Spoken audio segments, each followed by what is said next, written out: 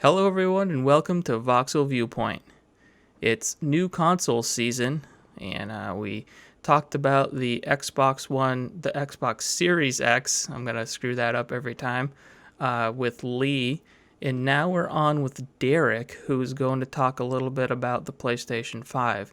Now, he got a PlayStation 5, the disc version, and he has been playing some of the new games that came out for it. We're going to save some deep dives for Godfall and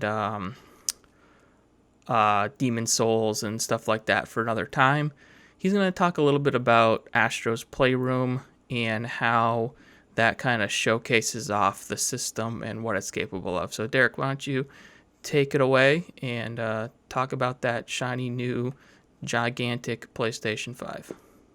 And my God, gigantic it is. So my entire showcase is black. Everything is black. And this thing, it's white, it's huge, and it's in the side of my room. And you can see it from everywhere. Yeah. Um, but unlike last generation, this thing is quiet. Besides it reading the disc, which can kind of be loud, but it's a disc reader. Yeah. You expect that, but I heard, the Xbox kind of nailed that this time, and it's not loud even when you're doing that. You'll still notice when you spin up, but as soon as you have that initial spin up of the disc, then it's super quiet. Like I have to look over at this thing or make sure I'm playing something to realize it's on because it is quiet this Yeah. generation. Well, that's good because Um, it wasn't last generation.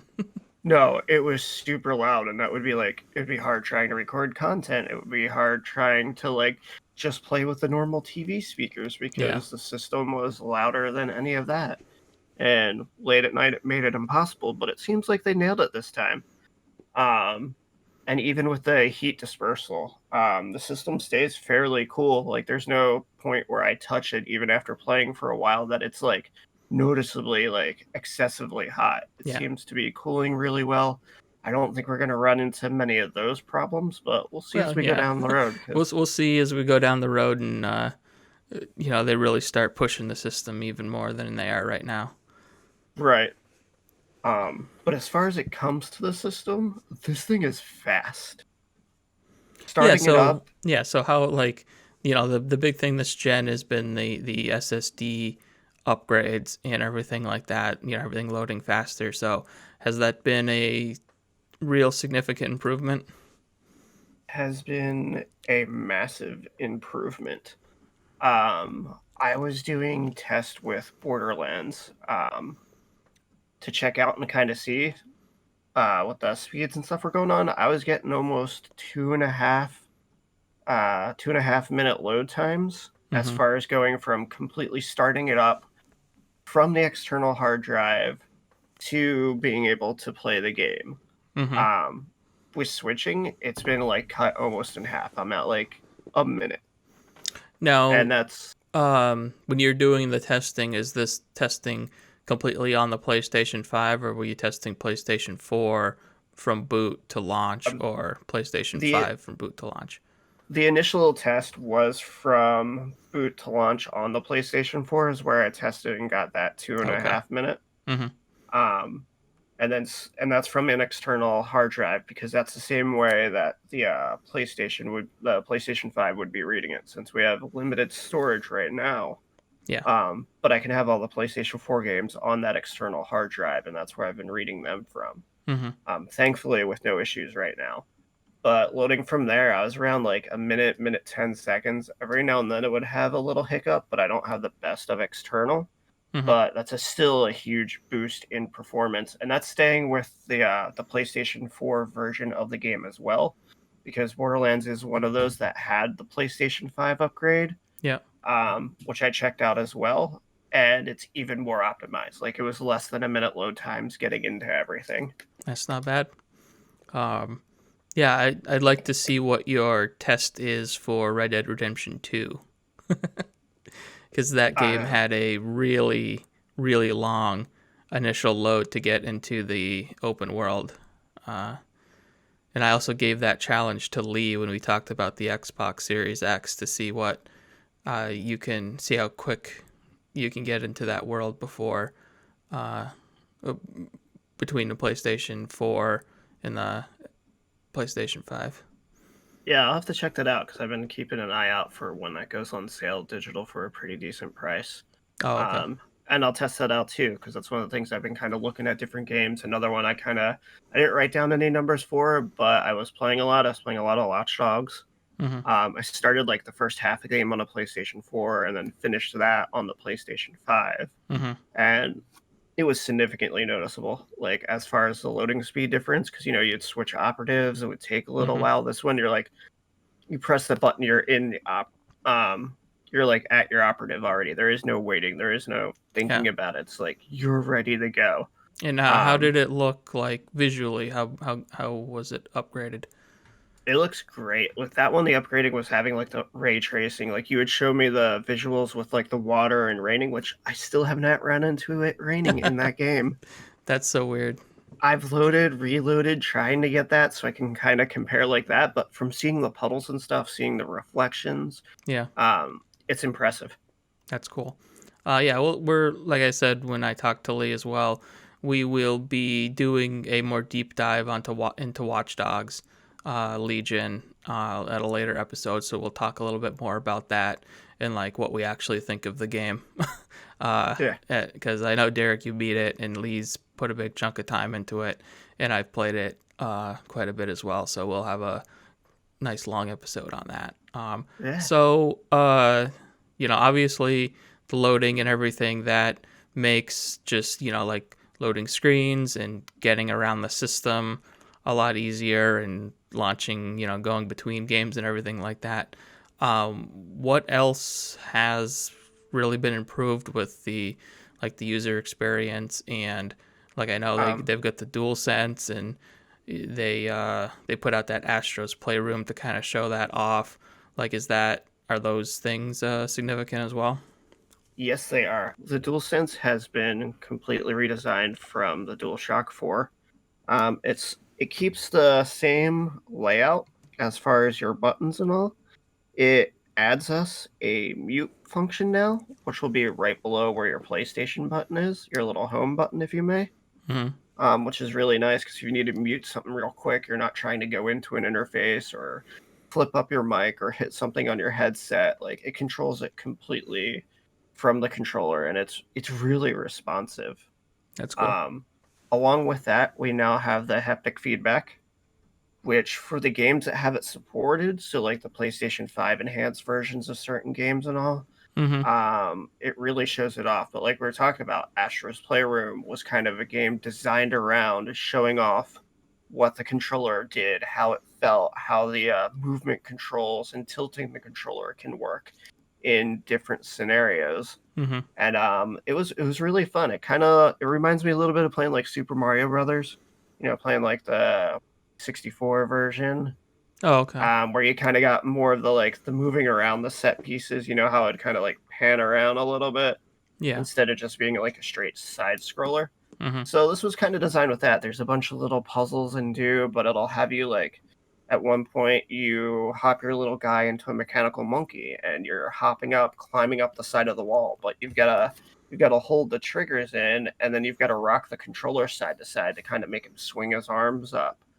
Okay, Um, like actually move the controller. yeah, Oh, okay. yeah. So now like the motion sense in it, Yeah. I guess has been updated, and it was really responsive. I didn't feel like any hangups or like nothing felt like it was out of place or like slipping because it wasn't quite working right. If that makes sense. Mm-hmm. Cool. Yeah. So how do those triggers work? Because there's like resistance on the triggers and stuff like that. Yeah. Has So that been? Do they show that off in the playroom as well? yeah, they have actually. I showed it off in a little recording that we'll have too. It'll show in the background. Mm-hmm. But they have a little controller demo you can go into, and it has you like press the right trigger down, press the left trigger down, and it kind of boosts the controller. So it gives you like the vibration and rumble of the controller, but then Mm-hmm. you feel the resistance in the triggers as well. And for me, like playing through some like Watch Dogs, the coolest part was using that and feeling the different guns having different resistances when you pulled the triggers. I think that's one of the coolest effects you'll have. Okay. For certain games is feeling it like that. Yeah. Um, yeah. The DualSense seems to be like, in terms of like big. Obviously, the super fast storage is a big point, but in terms of like tactile and like gameplay impl blah gameplay impact, the DualSense seems to be a pretty standout thing for these new consoles. And yeah, the PlayStation coming ahead on that. And yeah, I guess we'll see what developers do to take advantage of it. I know you played Demon Souls. Was there anything in there that seemed to take advantage of it, like something that you wouldn't be able to do on a normal controller? I think it's just like the resistances of like, from what I remember, because I only played that little bit right now of that, because that's really something I want to chunk a bunch of time into where I can just solely play that. Mm-hmm. But I think when I was casting the spells using the wand, like as you pulled it in, you could kind of like when the wand was moving before it cast, you could feel that little resistance before it actually like fired off. Okay, that's cool. Yeah, Mhm. I'm interested to see like, imagine it like in horror games, and like if something gets close to you, it'll like vibrate a certain direction or something like that. That would be really cool. Yeah, yeah, it's definitely going to be interesting to see how the developers use it and implement it into the games more and more. Yeah. How's like the overhaul of the UI and everything like that? Have you been liking that? I've I heard some kind of mixed things on that, honestly. it it takes a little bit to get used to. Like I'm not gonna lie, like my first day to like day and a half, I really hated it. Mm-hmm. But once I kind of like just sat down with it and started like moving around and checking out different things, I really like it. Mm-hmm. One of the simpler things they did was they split up games and media. So I used to complain before that I had to go into all these menus to find like Crunchyroll or Netflix on the system. Mm-hmm. Now I can just tab over and all those apps are right there and tab back and all your games are on the main one. Mm-hmm. I think the biggest shining point of the UI is how they're now kind of keeping you in the game. Because instead of just, having to back out to these menus, start a party, accept invites, Mm-hmm. and certain things like that. You can now, like when they pop up, you can hit it and it just pops up. Your game's still up there. Nothing has to minimize or pull something back up. Mm-hmm. And it's just, it's more up to date. It's definitely next gen feeling. Mm-hmm. Yeah, that's what. I don't know if it was at launch, but somewhere along the way, Xbox added that as like, it's when you hit the guide button, instead of bringing you back to the home screen, it popped up like a side menu, and that's where you access like all your friends and your party and stuff like that. So yeah, I found that to be definitely, it took you out of it less than it did on PlayStation, where it would bring you all the way back to the main menu, the main crossbar. Um, so that's cool that they're kind of keeping you in the game like that. Um, Yeah, yeah, and you get like a lot more control with things too, because like right now I know they kind of implemented some of the changes across the board, so like PlayStation 4 has them as well, but they don't really make sense on the older systems because it doesn't take advantage of the UI like the PlayStation 5 does. mhm, So like I was just talking to my brother and he's like, "Yeah, I really hate this new thing because now you need to like make a chat group and then from there you can make a party to where it's all done at once within the PlayStation 5 and it makes sense and it works." mhm, And it gives you a lot more adjustments you can do, especially with like mic and volumes. yeah, So it's just more intuitive as well. cool. Um, Let me see. There was something else I wanted to mention. Well, I guess have you ran into any issues? I know when you did your Demon Soul stream, you had a crash. Uh, have you run into any other glitches or quirks like that? No, since that happened, I haven't had another crash.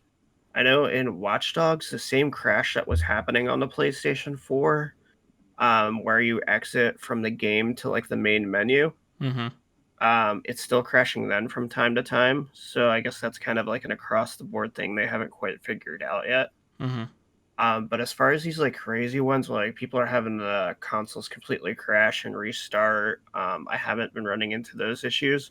I Yeah. have though been straying away from like using my external hard drive or having anything extra plugged in.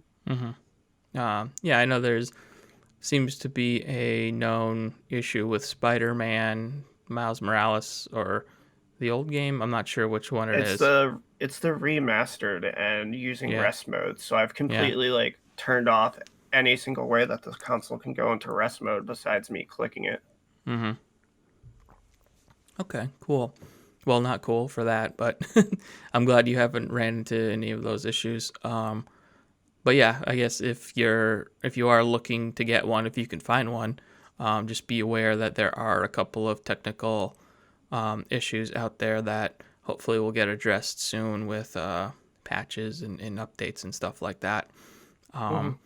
So far, overall, do you think this is worth the price, worth the investment right now, or I would say it's worth it if it's affordable to you, if that makes sense. Like, mm-hmm, if you're comfortable getting one and it's not like you're getting one, but you're also giving up so much to get it, yeah, then it's not worth it now because a lot of stuff is still on PlayStation 4. We've only got a couple that are completely next gen. yeah, So it just kind of depends on the situation. I'd yeah, but say because right now don't the stress yourself yeah, trying to get one.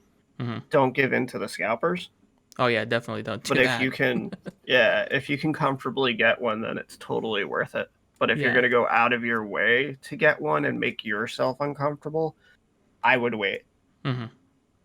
Yeah, because like right now, the only true thing that you can only play on this is that Astro Playroom, but also Demon Souls remake is the only thing that isn't available somewhere else. Even Godfall you can get on PC if you want to Yeah. check that out. But all the other stuff like Miles Morales, uh, Cyberpunk in a couple of weeks, um, the Sackboy Adventures, all those games are on PlayStation 4 as well. And moving forward, like they already said, the new Horizon is going to be PlayStation 4. So Yeah. So there's still plenty of time. yeah, there's still time, which is good because they clearly don't have enough to cover the people that want them right now. Yeah. But yeah, don't give in to those scalpers. All right, well, if unless there's anything else, I guess we can wrap it up. Yeah, no, we've covered it pretty good. Like I said, it's a lot simpler because everything's kind of, it's like right there at your fingertips now. Mm-hmm. And it's more integrated as keeping you in, the one thing they said they wanted to do was keep you in the game. And this kind of, does it now with the little pop-up menus and how stuff will interact like that. Okay. Cool. Yeah, I can't wait to get my hands on one because I really do want to play that Demon Souls. I cannot wait for you to play that. Yeah. All right. Thanks, Derrick. You're welcome. Thanks for watching. If you enjoyed this video, please consider leaving a like and subscribing to see more. Check out voxelvoice.com for all of our great content, and consider supporting us on Patreon to keep our content ad-free and independent.